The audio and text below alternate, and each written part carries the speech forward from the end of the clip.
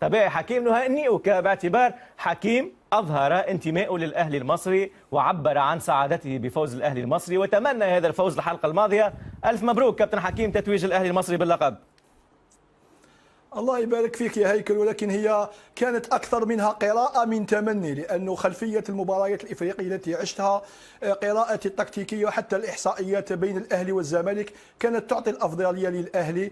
إذا أنا أقول مبروك للأهلي، هارد لك للزمالك.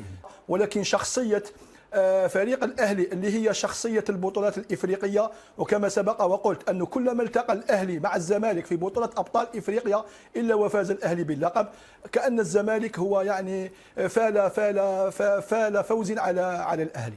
تحليلك كان في محله، ولكن تحليلي وقراءتي المسبقة لحيثيات الأهلي والزمالك في الأخير أعطتني الحق، لأني أنا كنت الوحيد في الاستوديو الذي قال 70-30 أن الأهلي هو سيكون البطل. واحنا نحييك على القراءة. وهذه قراءة وتحليل استباقي لكل ما سيجري. محمد مجدي أفشة تقريبا كان رجل المباراة، وكان رجل المباراة لم يكن تقريبا، وسجل هدف سيبقى تاريخي في كرة القدم المصرية.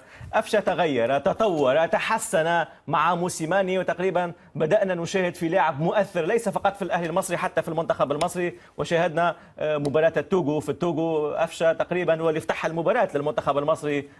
أفشة أصبح بذكائه في التموقع في وسط الميدان، كيف يخترق عمق الدفاع، كيف بذكائه بذكاء الثعلب كيف يسرق أو يصطاد الكرات المرتدة الثانية من دفاع الخصم ويذهب بها في العمق ويسدد ويسجل أهداف. فعلها ضد الطوغو وأعادها ضد الأهلي، وهذا كان إبداعا فنيا.